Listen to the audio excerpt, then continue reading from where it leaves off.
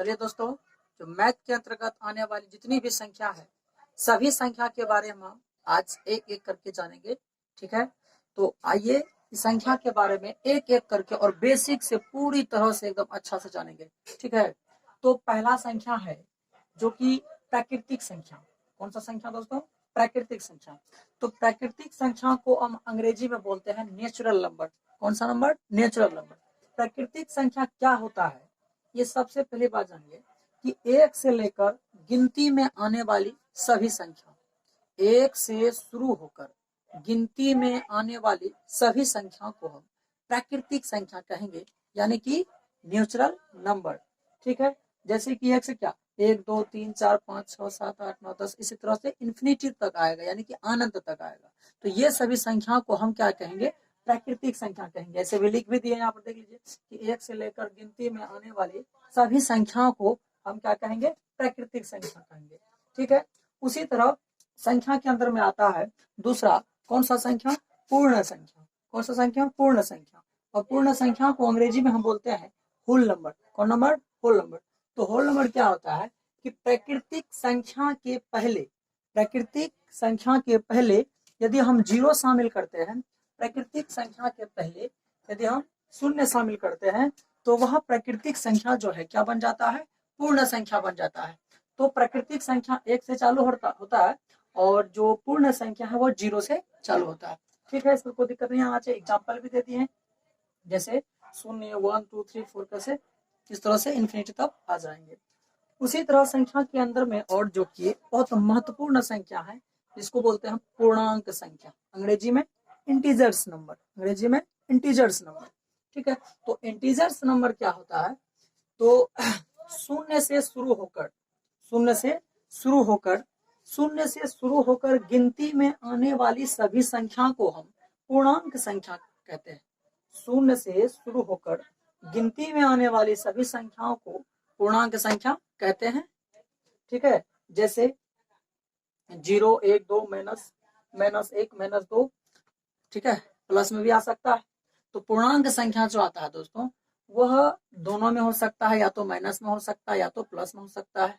ठीक है, जीरो भी, शून्य भी क्या है? शून्य पूर्णांक है। पूर्णांक माना तो मेरे तरफ से कहा जाए तो 3 प्रकार का होता है। कैसे?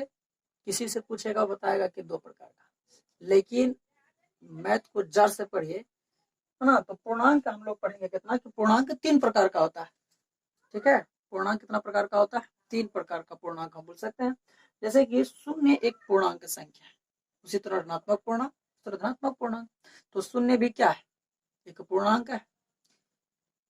और धनात्मक पूर्णांक, ऋणात्मक पूर्णांक आप तो जान ही जाएंगे, प्लस वाला संख्या को हम धनात्मक पूर्णांक कहते हैं और माइनस वाला संख्या को हम क्या कहते हैं? ऋणात्मक पूर्णांक कहते हैं। ठीक है, यहाँ तक तो ओके होगा।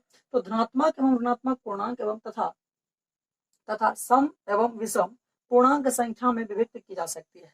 दोस्तों, जो पूर्णांक संख्या होता है, उन संख्याओं को सम संख्या या विषम संख्या, ठीक है, या ऋणात्मक या धनात्मक, ये सभी संख्याओं में पूर्णांक संख्या को बांटा जा सकता है। तो जैसे आप धनात्मक पूर्णांक संख्या किसे कहेंगे? ऐसा संख्या बोल सकते हैं कि सभी प्राकृतिक संख्याओं में धनात्मक का चिन्ह लगाने पर, सभी प्राकृतिक संख्याओं में यदि हम धनात्मक का चिन्ह लगा देते हैं, तो सभी प्राकृतिक संख्या जो है क्या हो जाता है दोस्तों?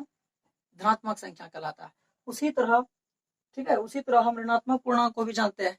तो प्लस वाला संख्या को हम क्या कहेंगे? डायरेक्ट मैथ में अगर परिभाषा लेना चाहते हैं तो परिभाषा भी लिख सकते हैं।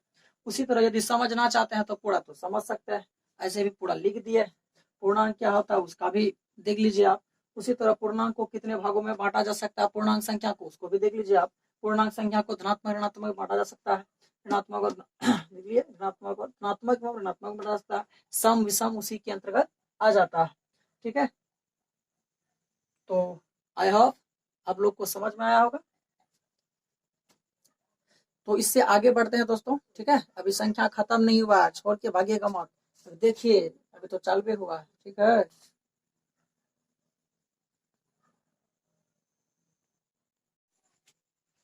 तो आइए दोस्तों, उससे अगला संख्या के बारे में जानते हैं। तो उससे अगला संख्या, जैसे कि आप लोग को अभी ऋणात्मक संख्या हम बता दी, ऋणात्मक और धनात्मक के बारे में जान गए।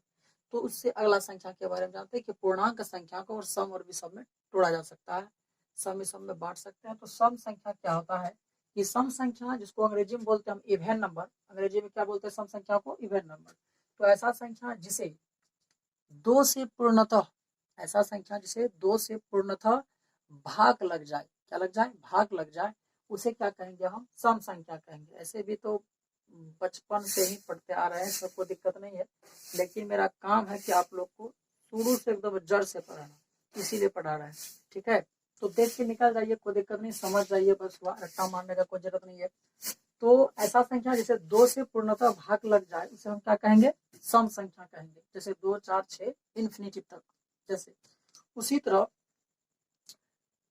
उसी तरह से विषम संख्या जिसको अंग्रेजी में हम कहते हैं, सॉरी रुकिए, जिसके अंग्रेजी में हम कहते हैं ओड नंबर, क्या कहते हैं, ओड नंबर। तो ऐसा संख्या जिसे दो से पूर्णतः भाग नहीं लगे उसे क्या कहेंगे, ओड नंबर कहेंगे, ठीक है। तो ऐसा संख्या जिसे दो से पूर्णतः भाग नहीं लगे उसे क्या कहेंगे, ओड नंबर, यानी कि विषम संख्या, ठीक है। जैसे क्या आ सकता है विषम संख्या में, एग्जाम्पल लिखना भूल गए, देख लीजिए। तो एग्जाम्पल में हम लिख सकते हैं 1 3 5 7 डॉट डॉट डॉट, ये इन्फिनिटी तक ये भी जाएगा, ठीक है दोस्तों। तो आगे जानेंगे हम प्राइम फैक्टर के बारे में और कंपोजिट नंबर के बारे में। प्राइम फैक्टर या बोल सकते हैं प्राइम नंबर्स फिलहाल अभी, ठीक है। प्राइम फैक्टर के बारे में बाद में जानेंगे। तो प्राइम नंबर्स बोलिए और उसके बाद जाके कंपोजिट नंबर बोलिए। तो prime factor, sorry, prime numbers क्या होता है, प्राइम नंबर यानी कि जिसको हम बोलते हैं भाज्य संख्या और या रूढ़ संख्या, इसे हम बोलते हैं भाज्य संख्या या रूढ़ संख्या।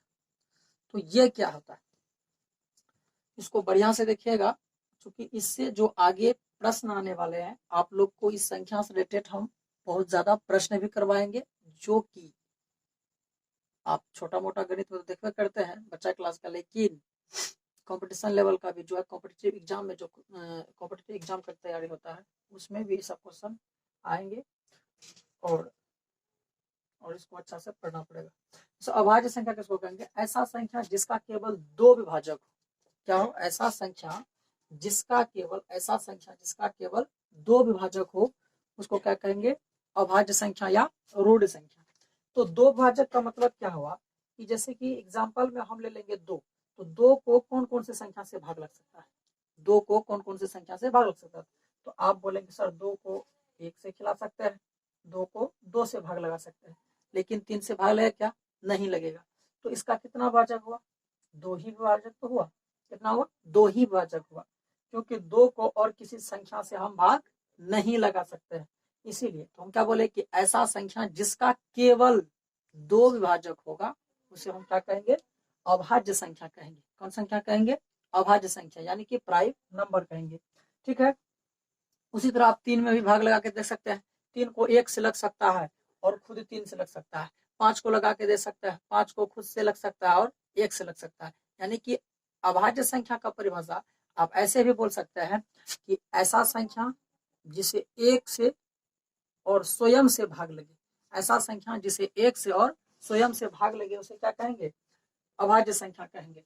तो समझ में आ गया होगा, ठीक है, देख लीजिए। अब उसके बाद है भाज्य संख्या या यौगिक या संयुक्त या समष्टि संख्या।